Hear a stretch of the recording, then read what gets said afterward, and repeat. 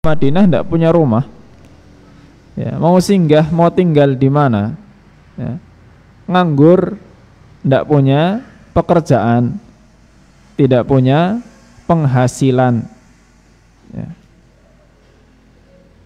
Maka Nabi SAW itu mempersaudarakan antara muhajirin dan ansor dan betul-betul kayak keluarga.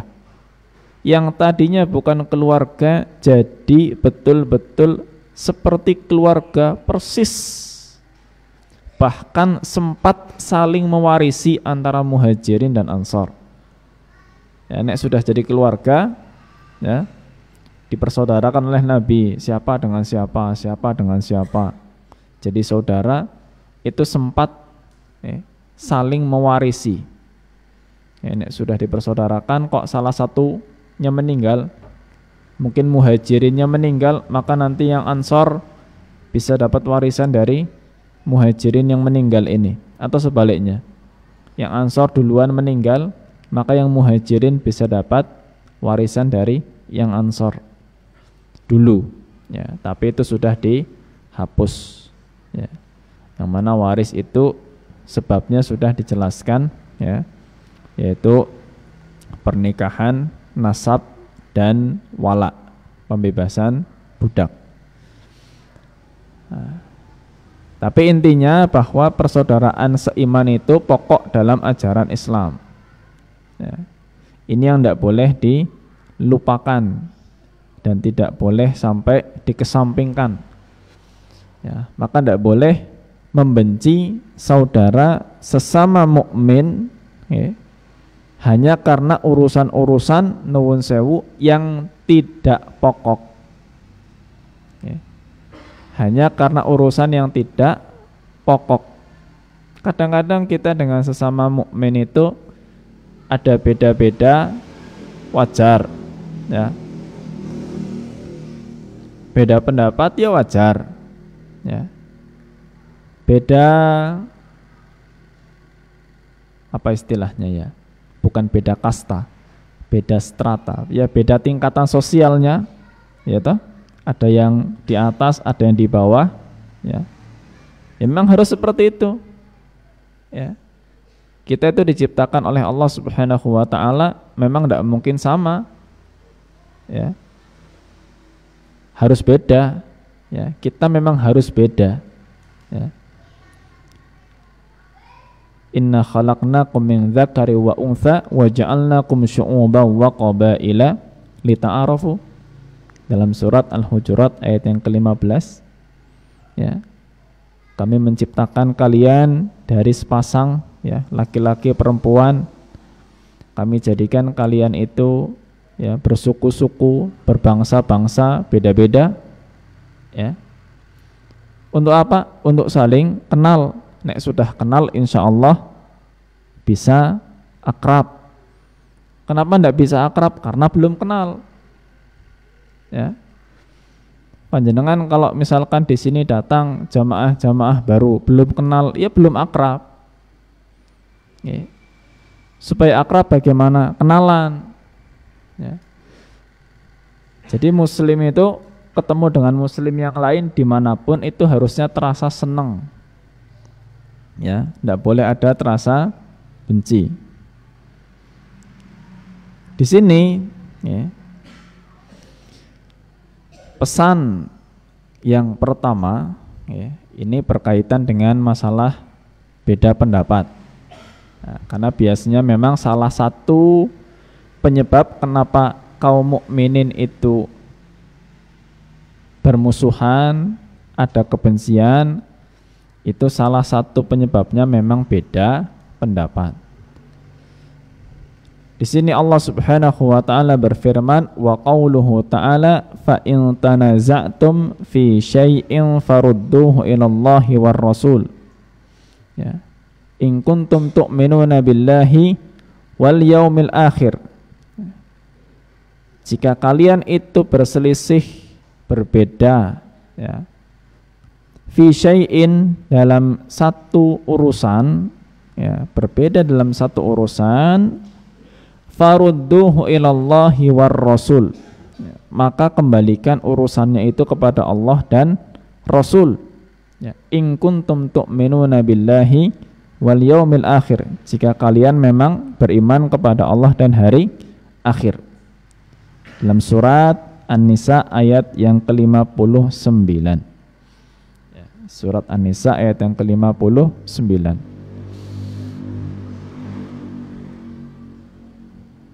Beda pendapat, ya, maka menyelesaikannya sesuai dengan Al-Quran dan Sunnah Nabi Sallallahu Alaihi Wasallam.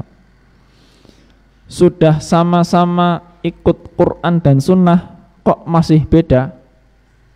Mungkin apa tidak? Mungkin. Ya. Ulama itu, ya, saya ceritakan, ulama atau para ustadz yang diceritakan oleh sebagian ustadz sendiri. Seumpama ada kumpulan ulama atau kumpulan ustadz, ya, misalnya ada lembaga yang punya kewenangan untuk mengeluarkan fatwa, ya, ada lembaga ulama, ya, yang punya wewenang untuk mengeluarkan fatwa. Fatwa yang ditandatangani resmi, ya. Ada ketua dewan fatwanya, ada sekretarisnya, ada bendaharanya, ada anggotanya. Kalau ada masalah, ya, ada masalah, itu pada kumpul dulu, kumpul, ya, kumpul. Nek masalahnya itu baru ada hari ini, itu mesti nanti masing-masing, ya, dari ulama atau dari para ustadz itu berijtihad, ya, berpendapat, ya. Oh, masalah ini satu nulis, ya. Nanti masing-masing nulis, satu nulis, ya, pendapatnya begini, alasannya begini, dalilnya apa, ya, nulis. Oh, kesimpulannya hukum ini adalah halal menurut saya, nah, berdasarkan yang sudah dijelaskan. Nanti yang lainnya nulis, ada yang halal, ada yang haram, beda-beda, biasa, beda-beda.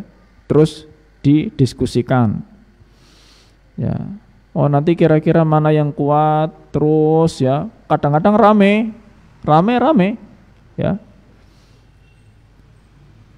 Tapi ramenya rame pakai dalil, bukan rame pakai dengkul, ya. Ramenya rame pakai dalil, gitu, bukan rame tukaran, gelut, enggak. Ya.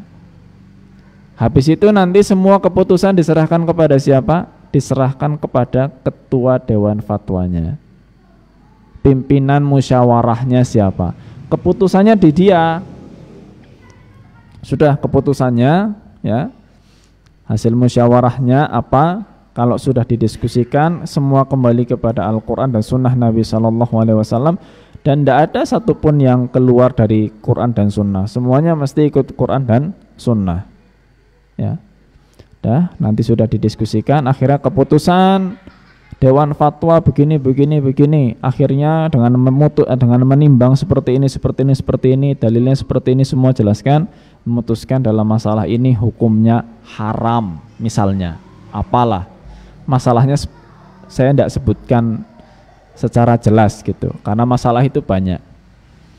Oh, kami memutuskan Dewan Fatwa setelah bermusyawarah, menimbang, akhirnya memutuskan hukum perkara ini adalah haram, misalnya begitu. Lah, di antara anggota musyawarah yang pendapatnya halal, ya, itu bisa jadi tidak ikut tanda tangan karena tetap tidak setuju. Ya, masing-masing saja. Ya. Yang setuju dengan fatwa itu tanda tangan. Yang tidak setuju tidak tanda tangan, dan memang tidak harus setuju. Tidak boleh maksa. Ya, tidak boleh maksa. Tapi itu sebagai fatwa resmi untuk pedoman masyarakat. Mungkin ada di antara anggota musyawarah yang tetap nggak setuju, itu bebas, tapi kan tetap rukun. Meskipun tidak setuju, pokoknya saya tetap dengan pendirian saya, pendapat saya yang sudah saya teliti ini hukumnya tetap halal. Keputusan Dewan Fatwanya haram, tidak ada masalah. Tapi keluar dari musyawarah rukun, ya. Karena semuanya itu sebetulnya sudah kembali kepada Al-Quran dan Sunnah. Kok masih beda? Bisa saja, wajar. Ya. Apa terus kena beda berarti ada yang pemahamannya salah, menyimpang? Belum tentu. Ya, namanya masalah-masalah yang baru seperti itu wajar sekali nek ada beda pendapat. Ya. Nah, di sini pentingnya, ya, jamaah yang dirahmati Allah Subhanahu wa taala, kita itu ngerti pentingnya untuk menghargai pendapat orang lain. Ya. Pentingnya untuk menghargai pendapat orang lain. Ya. Nah, prinsipnya para ulama, ya, prinsipnya para ulama, ya, itu adalah ittahim ra'yak qabla an tattahim ra'ya ghairik. Ya. Jadi cela dulu pendapatmu sebelum kamu itu menyalahkan pendapat orang lain. Ya. Jadi salahkan dulu pendapatmu sebelum kamu itu menyalahkan pendapat orang lain. Maksudnya apa? Contoh ya, panjenengan lagi kumpulan, ya, lagi kumpulan. Masing-masing punya pendapat, punya pandangan. Nah, pas kok mendengar, loh, kayak deneng ora pada kronyong, ya. Kok yang itu tidak sama dengan saya pendapatnya, ya. Prinsipnya, pedomannya adalah, oh, dean mbok nyong sing pendapatnya ora pas. Mungkin saya yang pendapatnya tidak pas. Meskipun apa? Meskipun ketone sing beda iki ya ketone ora luwih pinter ora lah, ketone. Ya. Misalkan contoh ustadz rapat dengan murid. Muridnya mungkin punya pendapat, ustadznya ya, oh mungkin saya yang mikirnya belum pas. Ya, tapi dipikir, ya, didiskusikan, oh pendapat jenengan seperti itu, alasannya apa ya? Nah, disebutkan alasannya begini. Nek saya alasannya seperti ini, tuh. Terus dimusyawarahkan, kira-kira baiknya bagaimana, itu kan enak. Ya. Meskipun nanti akhirnya pendapat kita tidak dipakai, ya tidak apa-apa. Ya. Justru ulama itu nggih, lebih seneng kalau pendapatnya itu tidak dipilih. Lebih seneng. Kenapa? Itu lebih meringankan beban. Ya. Lebih meringankan beban. Gitu.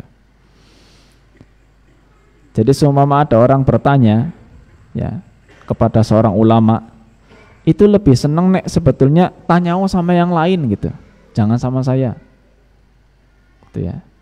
Karena kalau sudah jawab itu tanggung jawab dunia akhirat, ya. Nek yang lain yang jawab, yang tanggung jawab siapa?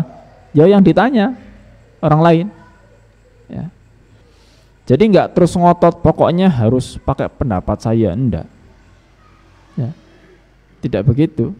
Ya. Nah, itu pentingnya untuk menghargai pendapat orang lain. Meskipun sudah sama-sama farudduhu ilallahi war rasul, sudah mengembalikan kepada Allah dan Rasulnya, ya, kan hari ini itu urusannya ijtihad, ya. Kita tidak hidup di tengah-tengah bersama dengan Nabi SAW, ya. Maka dikembalikannya kepada para ulama yang ngerti Quran dan Sunnah, ya. Nah, mereka beda juga tetap bersaudara, ya, tetap bersaudara. Mulai dalam beberapa pembahasan fikih itu, dalam beberapa pembahasan fikih, para ulama memperingatkan, beda pendapat masalah fikih itu urusannya bukan pokok. Ya. Beda pendapat dalam fikih itu bukan pokok. Itu. Tapi nek menjaga persaudaraan seiman itu urusannya pokok. Maka jangan sampai hanya beda masalah fikih terus sing pokok dadi ilang. Nah, itu berarti ndak ngerti, tidak cerdas dan tidak paham. Ya, mana yang harus didahulukan. Ya. Itu seperti itu. Ya. Jadi dengan sesama mukmin itu harus menjaga persaudaraan, tidak boleh ada permusuhan. Nek ada permusuhan maka harus ada maaf dan harus ada islah. Islah itu apa? Perdamaian. Ya. Harus berusaha untuk damai. Ya. Maka tadi dalam lanjutan firman Allah Subhanahu wa taala surat Al-Hujurat ayat yang ke-10, innamal mu'minuna ikhwatun fa aslihu baina akhawaikum. Ya. Jadi mukmin itu bersaudara, maka damaikan antara saudara kalian. Ini ada yang berselisih pendapat, didamaikan. Ya. Yang satu sudah mau minta maaf, yang satu tidak mau memaafkan, ya sudah. Ya. Itu tanggungan yang tidak mau memberi maaf. Pokoknya nek ada urusan apa ganti rugi ya berusaha untuk ada perdamaian. Ya. Nek sudah damai ya sudah, jangan nyimpan dendam. Ya. Sudah ya sudah. Ini kita banyak berdoa kepada Allah Subhanahu wa taala.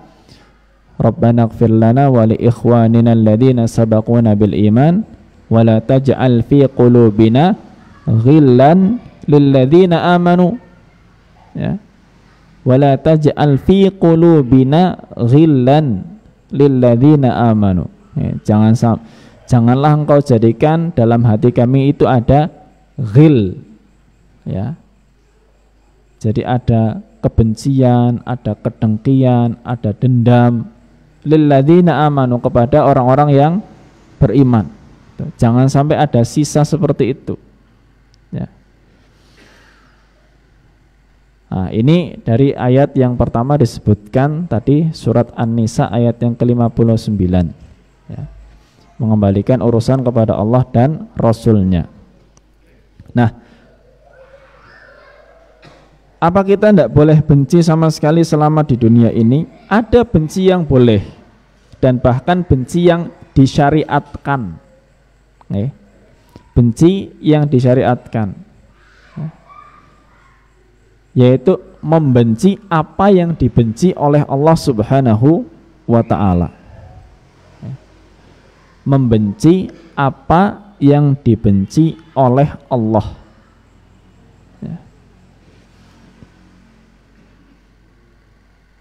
Maka di sini ayat yang berikutnya disebutkan adalah dalam surat Al-Mumtahanah ayat yang keempat. Allah Subhanahu wa ta'ala berfirman, qad kanat lakum uswatun hasanatun fi Ibrahim walladzina ma'ah idh qalu liqaumihim inna bura'a'u minkum wa mimma ta'buduna min dunillahi kafarna bikum wa bada bainana wa bainakumul adawatu wal baghdha'u hatta tu'minu billahi wahdah. Sungguhnya dalam diri Ibrahim itu ada teladan yang baik. Teladannya apa? Teladan Nabi Ibrahim alaihissalam bersama dengan para pengikutnya ketika mereka berkata kepada kaumnya, kami berlepas diri dari kalian dan dari apa yang kalian sembah selain Allah Subhanahu wa ta'ala. Wa bada bainana wa bainakumul adawatu wal baghdha. Dan ada di antara kami dan kalian itu permusuhan dan kebencian hatta tu'minu billahi wahdah, sampai kalian itu beriman kepada Allah saja. Nah, Berarti di sini Nabi Ibrahim alaihissalam itu membenci dan memusuhi siapa? Orang-orang yang menyekutukan Allah, orang-orang yang berbuat kufur terhadap Allah Subhanahu wa ta'ala. Nah, jadi perbuatan kemusyrikan, perbuatan kekufuran, kefasikan, maksiat, dosa, ya. Kalau seumpama kita benci dengan perbuatan dan pelakunya, itu adalah benci yang disyariatkan. Benci dan permusuhan yang disyariatkan. Ya. Benci dengan kemusyrikan dan kekufuran, kefasikan dan para pelakunya. Ya. Tapi maksudnya benci dan permusuhan ini bukan berarti kita berbuat zalim. Tidak boleh kalau berbuat zalim. Bencinya itu, permusuhannya itu tidak boleh sampai menzalimi. Ya. Membenci orang-orang yang tidak beriman kepada Allah, membenci orang-orang yang menyekutukan Allah Subhanahu wa ta'ala, benci memusuhi orang-orang yang berbuat maksiat, tapi tidak boleh menzalimi mereka semuanya. Ya. Orang-orang yang melakukan amalan-amalan kufur kita benci. Maka bencinya itu dengan apa? Dengan cara menjauhi, bukan menzalimi. Maka di sini contoh dari Nabi Ibrahim adalah inna bura'a'u minkum, kami berlepas diri dari kalian. Bencinya itu menjauhi, tidak sampai menzalimi, mencelakai dan seterusnya. Ya. Menjauhi, tidak ngerewangi, ya. Ya, mereka punya ritual ibadah, mereka punya hari raya, ya sudah, biarkan saja. Ya, kita tidak usah ganggu. Ya, kita tidak usah ganggu, tapi juga tidak ngerewangi, ya, bukan ditolong, ya. Nah, mereka butuh, saya besok mau merayakan hari ini, hari raya kami, ya. Tolong ya besok ikut masang lampu di rumah saya. Direwangi apa mboten? Nah, jangan direwangi. Ya. Tolong ya itu besok pohonnya mau dipasang, kayaknya nurunkan dari truknya itu berat deh pohonnya ya. Ya. Tolong nggih ngenjang direwangi nggih. Direwangi mboten iki? Ya jangan. Ya. Itu bentuk kebencian kita. Tapi jangan terus mendolimi, ya. Wis orang ngerewangi masang lampu bagus, ya. Tapi terus aja listriknya dipedot. Ya. Itu biarkan saja. Nanti kita bikin onar di situ malah. Ya. Mendolimi tidak boleh, tapi ngerewangi juga tidak boleh. Ya. Nek urusan-urusan selain dengan perkara agama silahkan, monggo. Kita tetap diperintahkan oleh Allah Subhanahu wa ta'ala untuk berakhlak baik bahkan kepada orang-orang yang bukan muslim di luar urusan agama. Oke, di luar urusan agama.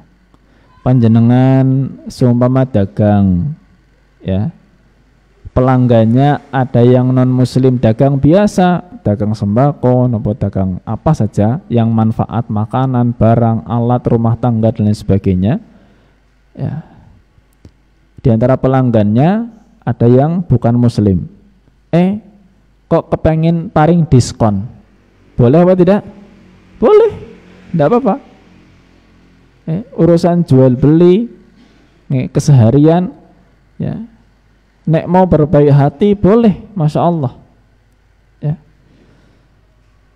Tetangga cuma sekedar butuh pinjam barang kita. Oh, pinjam apa? Palu. Kebetulan saya mau masang paku. Pakunya untuk apa? Ya, buat masang jam dinding, buat masang rak apa. Ya, urusan duniawi silahkan.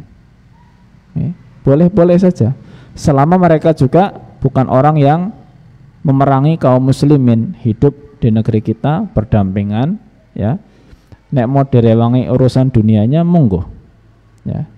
Sebagaimana Nabi SAW juga biasa jual beli dengan orang Yahudi, ya. Bahkan ketika sudah masuk kota Mekah, Fathu Mekah, membuka kota Mekah, menguasai lagi kota Mekah, apa ya terus yang musyrik-musyrik dibasmi semuanya? Enggak. Ya, bahkan ketika orang-orang musyrik itu, ya, sudah ketar-ketir, khawatir, ya, wah ini mesti dibasmi semuanya ini, ya. Kemudian memuji Nabi SAW, ya, engkau itu putra dari orang-orang terbaik di antara kami itu orang yang paling afdol, ya. Padahal dulu orang-orang musyrik itu kayak apa jahatnya kepada Nabi SAW, ya, kayak apa jahatnya,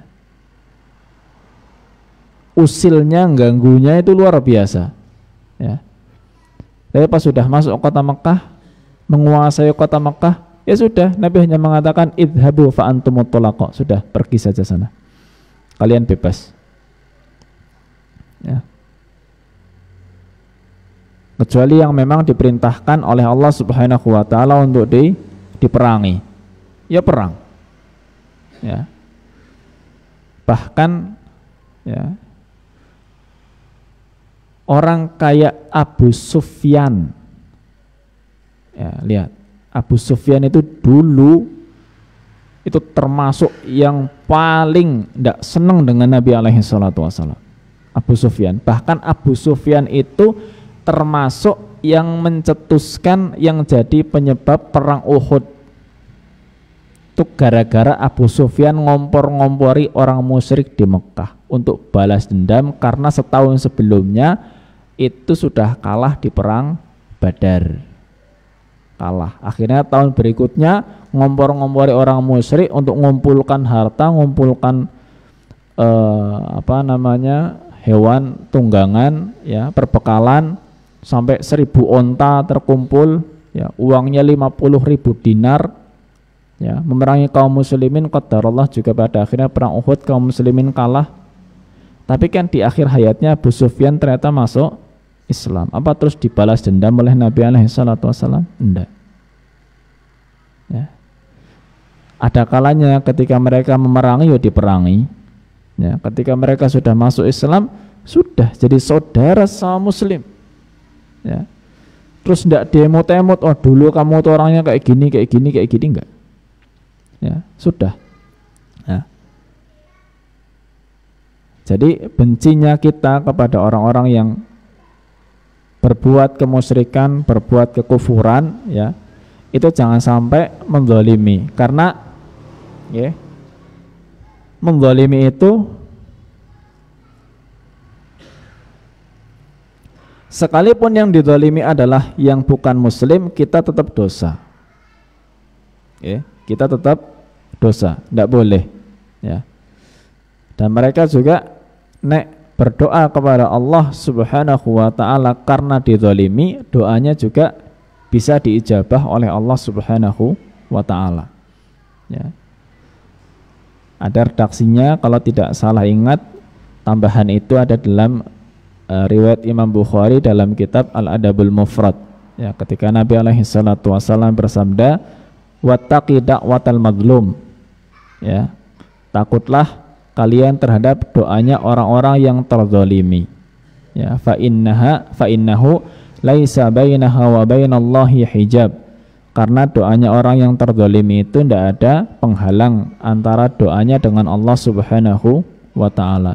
Ada tambahan wa in kana kafiran wa in kana fasiqan, sekalipun orang itu orang fasik, sekalipun orang itu adalah orang yang kafir, nah dia dizalimi, terus doa kepada Allah Subhanahu wa taala, ya dikabulkan doanya, ya. Maka menzalimi itu tidak boleh, ya. Memusuhi itu sesuai dengan kadarnya, ya, sesuai dengan kadarnya, yang maknanya kita itu menjauh, ya, menjauh dan tidak ikut membantu dalam urusan kemusyrikan, kekufuran dan maksiat yang mereka lakukan. Tapi nek dalam urusan dunia, silahkan untuk ngerewangi selama mereka tidak memerangi kaum muslimin, maka itu perkara yang baik. Karena Allah juga tidak melarang. Disebutkan dalam surat Al-Mumtahanah ayat yang ke-8, la yanhaqumullah 'anil ladzina lam yuqatilukum fid din wa lam yukhrijukum min diyarikum an tabarruhum wa tuqsitu ilaihim innallaha yuhibbul muqsitin. Allah tidak melarang kalian untuk berbuat baik, berbuat adil kepada mereka orang-orang kafir selama mereka itu tidak memerangi, selama mereka itu tidak mengusir kalian dari negeri. Allah Subhanahu wa taala mencintai orang-orang yang berbuat adil. Ini lingkungan kita muslim semua, walhamdulillah. Nah, itu nikmat, ya. Tapi barang siapa di lingkungannya itu ada yang non muslim, ya, maka hati-hati, ya, ada batasan-batasannya, ya. Syukur-syukur ya kita malah punya niatan untuk bisa ngajak masuk Islam. Nah, itu masya Allah, ya. Tapi ini tidak bisa, ya minimal kita tidak ngerewangi ritual agamanya, tidak ngerewangi hari rayanya. Silahkan saling berakhlak baik dalam urusan-urusan dunia. Ini dari masalah yang kita bahas malam hari ini tentang permusuhan dan kebencian. Jadi tidak boleh benci kepada sama muslim. Kalau yang ada yang bermaksiat, ya kita sebetulnya tetap sayang kepada yang bermaksiat. Kenapa? Karena mungkin yang maksiat itu belum mendapatkan hidayah Allah Subhanahu wa ta'ala, ya. Maka bukan terus kita hukum, bukan terus dicaci maki dan lain sebagainya. Didoakan mudah-mudahan apa? Mudah-mudahan tobat, ya. Mudah-mudahan bisa tobat. Tuh. Ya, bahkan terakhir ini, lihat ketika Nabi SAW itu dapat laporan salah seorang yang ngaku zina, ya, zina. Sudah zina, ngaku saya berzina. Ya Rasulullah, tohirni. Wahai Rasulullah, tolong sucikan saya, rajam saya. Ya. Apa terus langsung mau? Kan tidak. Ya. Nabi hanya mengatakan pergi, pergi, sudah pergi. Gak usah lapor, gak usah minta dirajam, pergi aja, pergi sudah. Ya. Itu saking sayangnya, ya, dengan sama muslim, pergi. Nggak ngaku nggak apa-apa, ya, nggak ngaku nggak apa-apa, ya. Dan dalam sebuah riwayat disebutkan hingga akhirnya orang itu dirajam. Sempat pas mau dirajam itu dia mau melarikan diri, ya, mau melarikan diri. Para sahabat lapor kepada Nabi, dia sebetulnya tadi mau melarikan diri. Nabi mengatakan, kenapa nggak dibiarkan lari aja? Lari, biarkan aja lari, nggak apa-apa. Ya, itu terhadap pelaku maksiat. Ya, kalau memang kita kepada sama muslim itu ada rasa persaudaraan, ya, insya Allah kepada yang bermaksiat pun kita mendoakan mudah-mudahan tobat. Ya. Itu lebih baik daripada doanya mudah-mudahan gelis mati, ya. Itu seperti itu. Allah Ta'ala a'la wa a'lam bissawab, ya. Mudah-mudahan Allah Subhanahu wa Ta'ala meluruskan hati kita semuanya dan membebaskan kita dari hal-hal yang menimbulkan kebencian dan permusuhan kepada sesama muslim, ya, baik karena beda pendapat, karena hasad dan lain sebagainya. Semoga kita diselamatkan dari semua itu. Baik, sebelum saya akhiri, saya bacakan dulu ini pengumuman dari takmir. Ada pertanyaan? Oh, berarti habis adzan. Baik, habis pengumuman adzan. Untuk agenda program pembebasan tanah dari dana yang dibutuhkan 143.626.000 sudah masuk, terkumpul 38.520.000 rupiah. Kekurangannya 105.106.000 rupiah. Kekurangannya 105.106.000 rupiah. Semoga Allah memudahkan langkah dan ibadah panjenengan semuanya, dan semoga yang sudah berinfak sedekah dengan hartanya semakin diberkahi oleh Allah Subhanahu wa taala dan dimudahkan urusannya, diterima amalannya di sisi Allah, dan semua menjadi tabungan jariah yang mengalir pahalanya ketika sudah meninggal dunia. Kiranya demikian sementara, nanti dilanjutkan setelah adzan insyaallah. Wassallallahu ala nabiyyina Muhammad wa ala alihi wa sahbihi wa baraka wa sallam.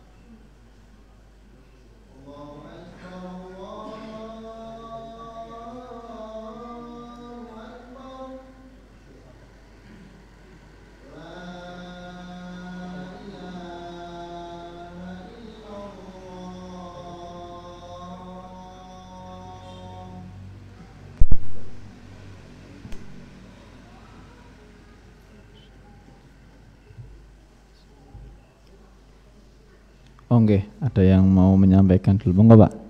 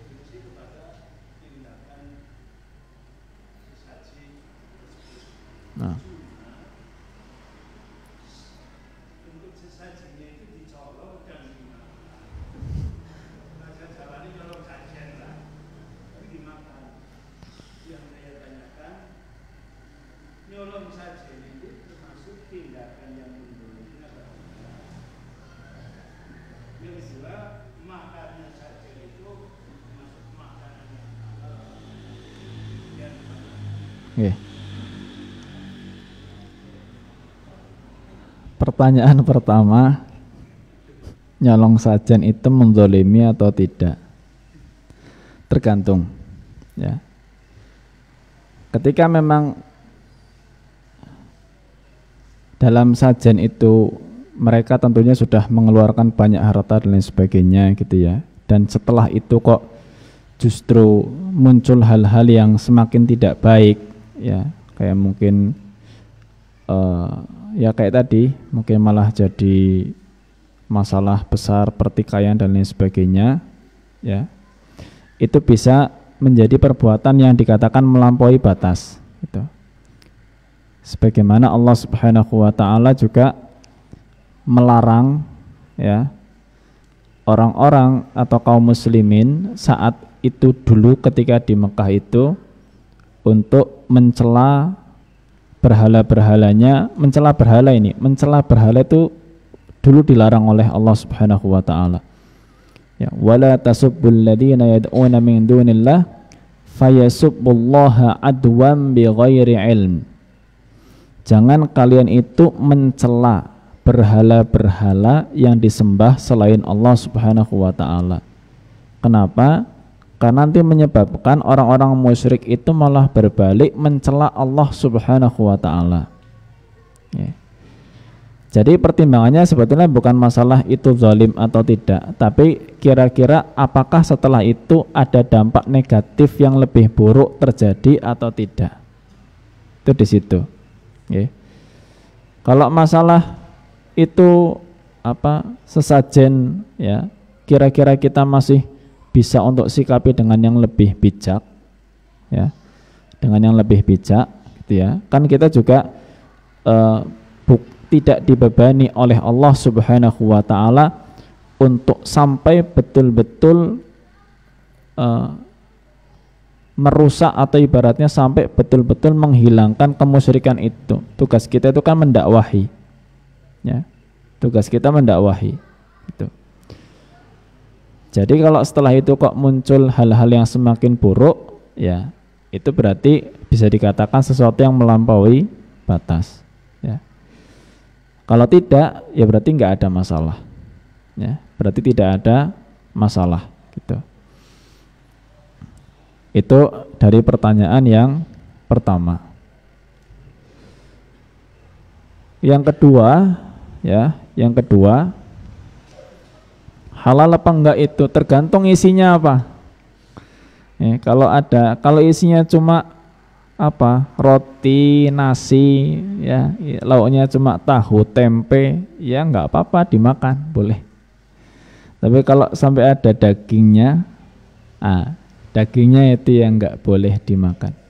Ya, anak kembang gulane, permen itu ya dimakan, ya. Pada dasarnya itu zatnya sebatas yang saya dapat itu zatnya halal, zatnya, ya, zatnya halal. Jadi makan pun itu hukumnya halal, ya, kecuali kalau ada sembelihannya, dagingnya, ya, maka dagingnya itu tidak boleh untuk dimakan, ya. Allah taala a'lam bissawab. Ngatan Pak, kurang lebih.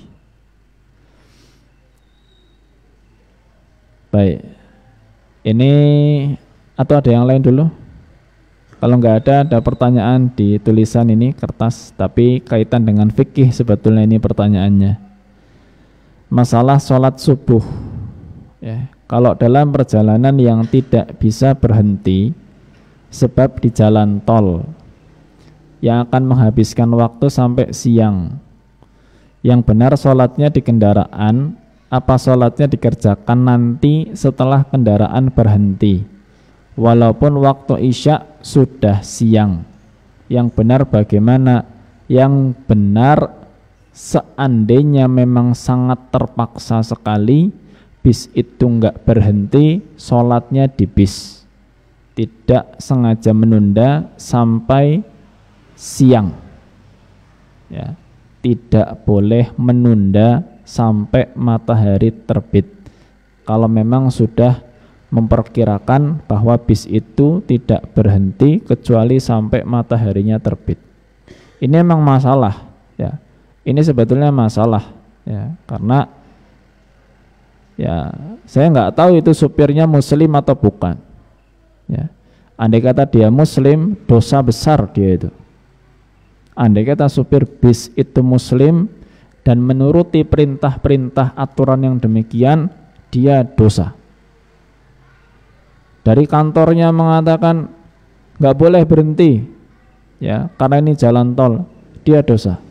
Pokoknya dia harus, ini saya bicara supirnya dulu, belum bicara penumpang, ya. Kalau penumpang itu memang biasanya tidak punya pilihan, supir, ya. Kalau supirnya non muslim, ya itu emang dia nggak akan berpikir masalah sholat subuh, ya. Tapi nek supirnya muslim, ya, dia harus mikir caranya bagaimana mengantarkan para penumpangnya sholat subuh bukan berjamaah, ini sholat subuh tepat waktu, ya, sholat subuh tepat waktu, gitu. Jalan tol kalau zaman sekarang, ya saya nggak tahu jalan tol yang mana, tapi ini ya carilah misalkan rest area, tempat peristirahatan di pinggir-pinggir kalau ada misalnya, ya. Karena biasanya kalau jalan tol yang memang panjang, jalan tol yang memang panjang sekali, yang ditempuh dalam waktu berjam-jam, ya, nggak tahu mungkin Abu Zahrul lebih paham, ya, yang jam terbangnya sudah tinggi ini, Masya Allah. Kalau panjang, insya Allah ada rest areanya, ya ada, itu. Nah, itu harus dicari solusi untuk sholat. Tapi penumpang, ya, memang, ya, ada kondisi seperti itu. Jadi ini saya bacakan, ya. Saya bacakan fatwa dari Al-Lajnah Ad-Daimah. Taib. Wa in kanatis salatu mimma la yajuzu jam'uha ma'a salati allati ba'daha ka salatil fajri wa salatil asri wa salatil isya. Wal hafilatu la tatawaqqaf illa ba'da khurujil waqti fa innaka tusalliha bistita'atik. Jika sholat itu adalah sholat yang tidak memungkinkan untuk dijamak dengan yang setelahnya, seperti sholat subuh, sholat asar, dan sholat isya. Subuh mau dijamak sama apa? Nggak ada. Asar kan jamaknya dengan zuhur, bukan dengan nanti, illa ba'da khurujil waqti, kecuali setelah waktunya habis keluar, ya. Fa innaka tusalliha fil hafilah, maka tetap kamu sholat di bis ala hasabis istita'atik, sesuai dengan kemampuan. Tetap sholat di bis, nggak boleh menunda sampai keluar waktu dengan sengaja, sebisanya, ya. Untuk wudhunya, kalau masih ada air, misalkan kita nyimpen air mineral segini, pakailah buat wudhu. Kalau memang kita nggak butuh buat minum misalnya, ya, pakai buat wudhu dulu nggak apa-apa, bisa wudhu pakai air yang sedikit, itu bisa sebetulnya, ya. Kalau nggak ada air sama sekali, ya silahkan tayamum, ya, silahkan tayamum. Sholat, ya, madhabnya mana, ya, kalau minimal takbiratul ihramnya bisa madhab kiblat, takbiratul ihramnya madhab kiblat, meskipun habis itu entah bisnya mau madhab mana-mana, ya. Kalau bisa diupayakan seperti itu. Enggak bisa, ya sudah, pokoknya sebisanya sholat subuh 2 rakaat di bis. Di sini memang ada sebagian fuqaha yang berpendapat, ya, karena kejadian begini itu hampir enggak ada di zaman Nabi SAW, ya, hampir enggak ada, itulah. Jadi para ulama itu mengatakan kalau seandainya dalam sebuah rombongan dia takut ketinggalan rombongan, kalau gitu kan nggak mungkin, ya, sendirian gitu sholat itu di luar, nggak bisa gitu. Kemudian terpaksa dia sholat di atas kendaraannya, zaman dulu kendaraan tuh keledai, onta, ya. Terpaksa dia sholat di atas kendaraannya, maka sebagian fuqaha itu ahli fikih ada yang mengatakan setelah sholat itu ditunaikan di atas kendaraan, nanti kalau sudah sampai tempat tujuan diqadha. Itu pendapat sebagian, tidak semuanya, ya, diqadha. Kenapa? Karena sholat yang dilakukan di atas kendaraan itu adalah sholat yang kehilangan beberapa syarat dan rukun, ya, terutama rukun. Syaratnya juga bisa hilang. Syaratnya madhab kiblatnya hilang, umumnya begitu. Rukunnya juga ada yang hilang, berdirinya biasanya hilang. Di bis susah berdiri, ya toh? Seperti itu, ya. Nah, karena ada hilang syarat, hilang rukun, ya, sebagian fuqaha mengatakan itu diulang. Nanti ketika sudah sampai diulang lagi. Loh, sholat yang pertama untuk apa? Untuk menjaga supaya nggak keluar waktu, karena itu kondisi terpaksa, ya. Adapun yang sudah turun itu memang untuk betul-betul menyempurnakan sholat yang tadi masih ada kurangnya. Itu pendapat, ya, itu pendapat khususnya di kalangan Syafi'iyah, disebutkan oleh Imam An-Nawawi rahimahullahu ta'ala. Itu yang paling hati-hati seperti itu, ya, yang paling hati-hati, ya. Meskipun ya pendapat yang mengatakan tidak harus qadha ya ada, ya, ada itu. Ini beda pendapat biasa, ya. Tapi intinya tetap sholat di bis. Semuanya sepakat sholat di bis. Kalau kondisi begitu sholat di bis, tidak ditunda sampai turun nanti matahari sudah terlanjur terbit, ya. Seperti itu, ya. Allahu ta'ala a'lam bissawab. Baik, mungkin ini yang bisa kita bahas pada kesempatan malam hari ini. Sudah toh? Tidak ada lagi? Sudah cukup malam. Semoga Allah berkahi majelis kita di malam hari ini. Mohon maaf atas banyak kekurangannya. Terima kasih atas perhatiannya. Wassallallahu ala nabiyyina Muhammad wa ala alihi wa sahbihi wa baraka wa sallam wa akhiru da'wana anilhamdulillahi rabbil alamin. Subhanakallahumma wa bihamdika asyhadu an la ilaha illa anta astaghfiruka wa atubu ilaik. Billahi taufik wal hidayah. Wassalamualaikum warahmatullahi